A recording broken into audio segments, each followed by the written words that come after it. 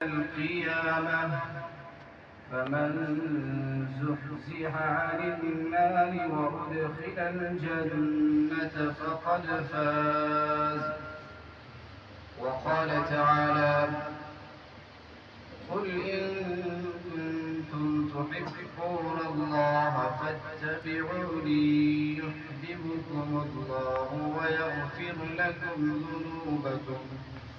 والله غفور رحيم.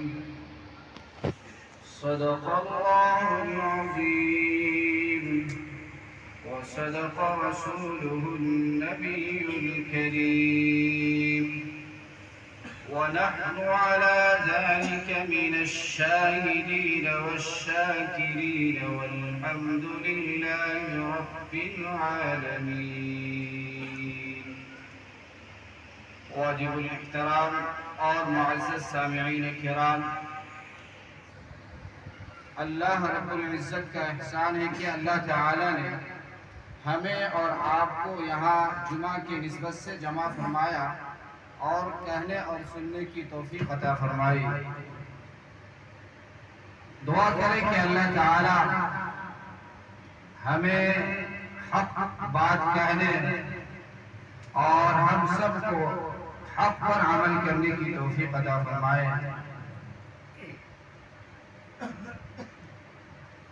آج ہم اور آپ اس دنیا میں رہتے ہیں اور یہ دنیا ہمارے لیے فانی ہے۔ یہ دنیا ایک نہ ایک دن ختم ہو جائے گی اور ہر شخص کو موت کا مزہ چکھنا ہے، خواہ وہ شخص امیر ہو یا غریب ہو، یا محل میں رہتا ہو یا جھوپڑی میں رہتا ہو، یا مضبوط قلعہ میں رہتا ہو، یا پہاڑوں میں رہتا ہو،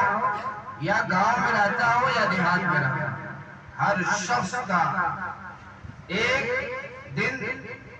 اور وقت مقرر ہے۔ اس دن کے اس گھڑی اس وقت جو ٹائم اللہ کی طرف سے متعین ہے، اس سے ایک سیکنڈ ایک منٹ آگے پیچھے بھی نہیں ہوگا۔ اور یہ فکر آخرت ہمارے دلوں میں جب تک نہ ہوگا، ہم آخرت کو اپنے ذہن میں رکھ کر زندگی نہیں گزاریں گے، اس وقت تک ہم کامیاب نہیں ہو سکتے۔ اس لیے کہ آپ صلی اللہ علیہ وسلم نے ارشاد فرمایا کہ ہذہ اللزامات، کہ تم اس چیز کو یاد کرو، یعنی کثرت سے موت کو یاد کیا کرو۔ موت کو یاد کرنے کی وجہ سے جو دنیا کے رنگینیاں ہیں، دنیا کا جو خوشنما چیزیں ہیں، اس میں ہم بھول چکے ہوئے، یہ ہمیں موت کو یاد دلائے گی۔ اور یہ موت در حقیقت ایک اٹل ہے، ایک حقیقت ہے، اس سے آج تک کوئی انکار نہیں کیا۔ دنیا میں اور چیزوں میں لوگوں کا اختلاف ہے،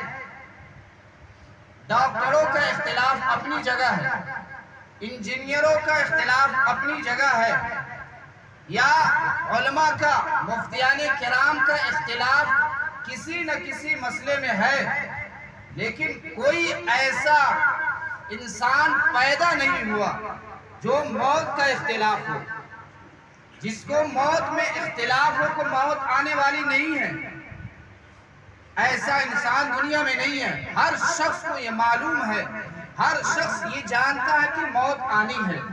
موت جو ہمارا وقت متعین ہے، جو ہمارے لیے اللہ تعالیٰ نے زندگی دی ہے، اتنا زندگی ہمیں گزار کر دنیا سے جانا ہے۔ اور صحابہ کے دور کو دیکھ لیجیے، حضرت ابو بکر صدیق رضی اللہ عنہ یہ خلیفہ اول ہے، اور ان کو دنیا کی اتنی فکر تھی کہ ایک مرتبہ ایک پرندے کو دیکھ کر کہہ رہے ہیں کہ اے کاش پرندہ تو کتنا خوش نصیب ہے، تو کتنا اچھا ہے کہ تم درختوں پر بیٹھتے ہو اور جہاں چاہتے ہو وہاں جاتے ہو، جہاں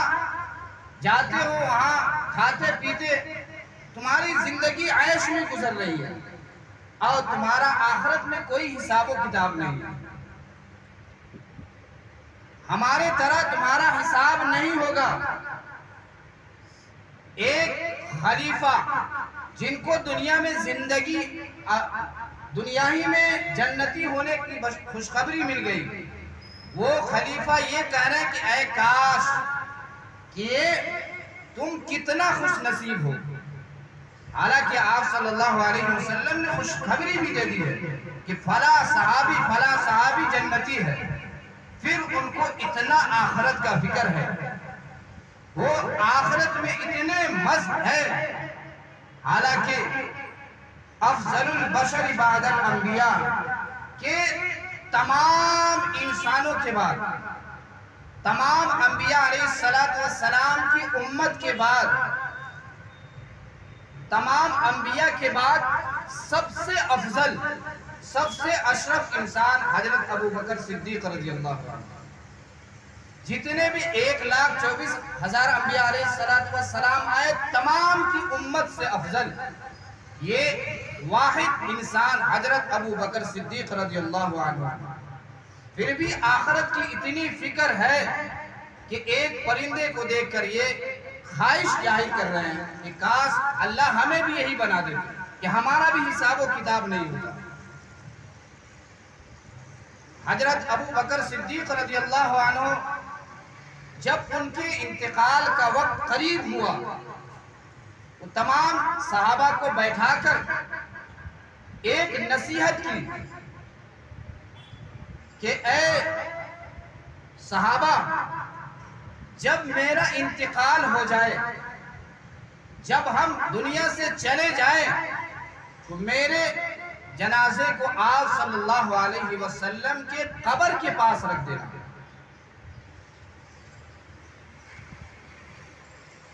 اور آپ صلی اللہ علیہ وسلم سے اجازت مانگنا کہ آپ کے یہ یار غار سفر حضر میں ساتھ دینے والے آپ کے پہلو میں دفن ہونا چاہتا ہے، آپ کے قبر کے بغل میں دفن ہونا چاہتا ہے۔ اب سب صحابہ پریشان ہو گئے کہ یہ جواب کیسے آئے گا، آپ صلی اللہ علیہ وسلم تو دنیا سے پردہ فرما گئے، اب ہمیں جواب کیسے ملے گا کہ آپ اجازت دیں گے؟ نہ حضرت ابو بکر نے بتایا کہ ایسے جواب آئیں گے، لیکن جب حضرت ابو بکر صدیق رضی اللہ عنہ کا انتقال ہو گیا تو ان کی وصیت کے مطابق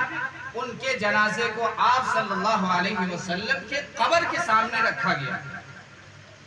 اور صحابہ نے آپ صلی اللہ علیہ وسلم کو سلام پیش کیا، اور صحابہ نے کہا کہ آپ کے یہ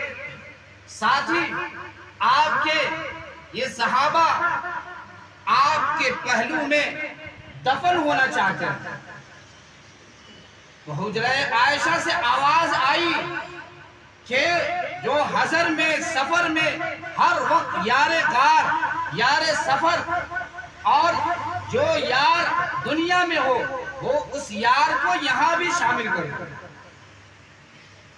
حضرت عائشہ کے حجرے سے یہ آواز آئی، اس صحابہ کرام رضی اللہ عنہ حضرت ابو بکر کو آپ صلی اللہ علیہ وسلم کے پہلو میں دفن کر دیے۔ یہ جن کو دنیا میں بشارت مل رہی ہے، یہ صحابی کا اتنا فکر آخرت کا، آج ہمارے لیے کوئی بشارت نہیں ہے، ہمارا کوئی اعمال قبول ہے یا نہیں اس کی بھی کوئی بشارت نہیں ہے، پھر بھی ہم آخرت سے بے خوف ہو چکے ہیں، آخرت کی ہمارے اندر فکر ہی نہیں ہے،